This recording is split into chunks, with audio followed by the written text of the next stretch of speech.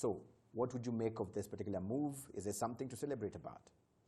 Yeah, thank you so much, Anangwe, for inviting us and, of course, sharing this topic. Yesterday, on 29th, Transparency International, a global movement, launched all over the world the known as Corruption Perception Index. Yeah. And, of course, as you mentioned, African countries are scored very, very below, and among the top least corrupted include Rwanda with 56 out of 100. This does not mean that Rwanda is a clean, free corruption country, but Rwanda is positioned among the few countries ranked ahead of at least 50%. At the global level, the average scoring is 43, which means that corruption is really everywhere and endemic in many, many countries all over the world. So without celebrating, I think Rwanda can be proud of the progress is making in this struggle, which is really which is challenging for many other countries. Now, still looking at this particular score that we've seen, 1 point improvement. Of course, someone somewhere would be saying, yes, we've done well, but of course, we're looking at the efforts that were put coming from the top citizen of this particular country, that is the president of this country, with his goodwill when it comes to the fight against corruption, improving only 1 point.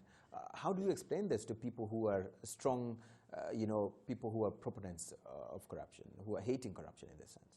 Yeah, this index is perception-based scoring, and as you know, the perception takes time to change the behavior, and it's of course it's based on aggregated data from other sources of data.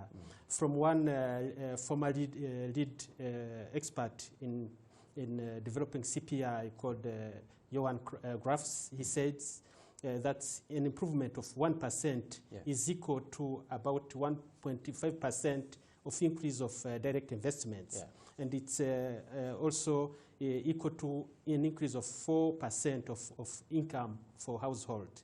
So meaning that the 1% that we see for Rwanda as an improvement, it means a lot in terms of trust, an increase of trust, and of course in terms of economic progress. So, but looking to what the country is doing, really, of course, I agree with you.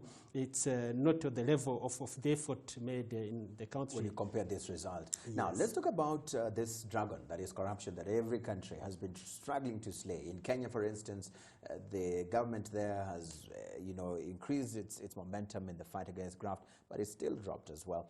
But let's talk about one of the things that is very key here, because some people have challenged Transparency International, some saying double standards is usually involved in here, and others have just said your work is just to issue these reports. But how do these reports work towards the elimination or the fight against graft? How would you respond to people who criticize you in this sense? Yeah, thank you so much. This report, it's a barometer, again, on the national efforts done in the fight against corruption, because it's based on as I said, it's aggregate data from other sources of surveys, and it's based on experts who witness progress done by various countries. So I think this report in itself is not enough. It has to be complemented by other surveys. As you are aware, Transparency International Rwanda undertakes at national level what is known as the Rwanda Bribery Index.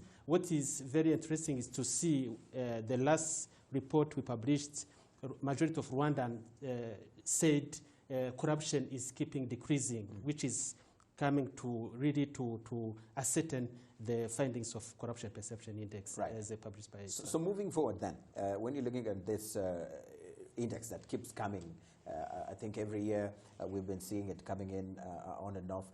How do we then consolidate the gains as a country, as far as a country that is known as zero tolerance to corruption in that particular matter? How does Rwanda ensure that it consolidates the gains in this line?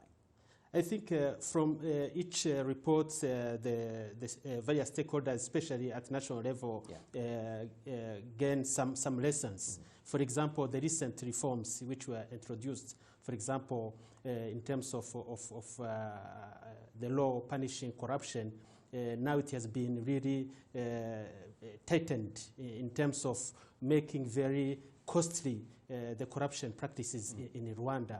It's, for example, now in Rwanda, corruption is no longer a prescriptable crime.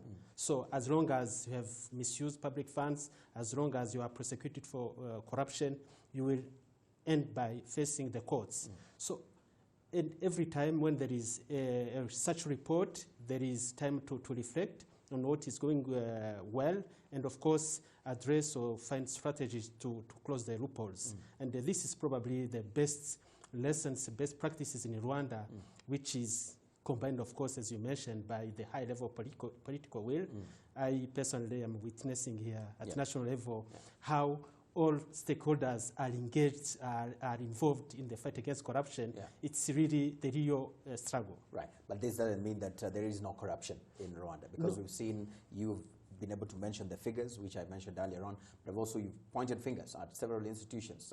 The judiciary, there have been some corruption cases in there, land, transfer documents. So then how do we roll back these numbers of corruption cases in that sense, just very briefly?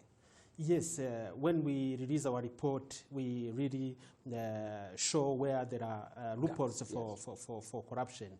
Especially we have been able to see that where there is high level of interactions, when citizens seek a service, there is risks of corruption. We mentioned, for example, in permit licensing in construction or unlawful constructions, or sometimes the traffic police pointed out as vulnerable to corruption and so forth.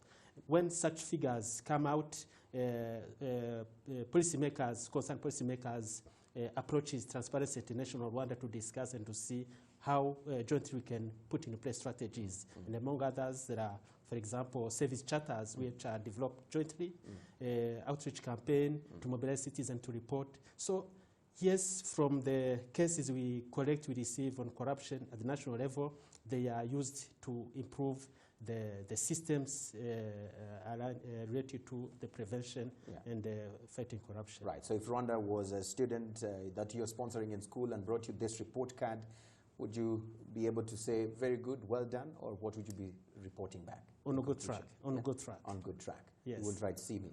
Yes. All right, thank you so much, Mr.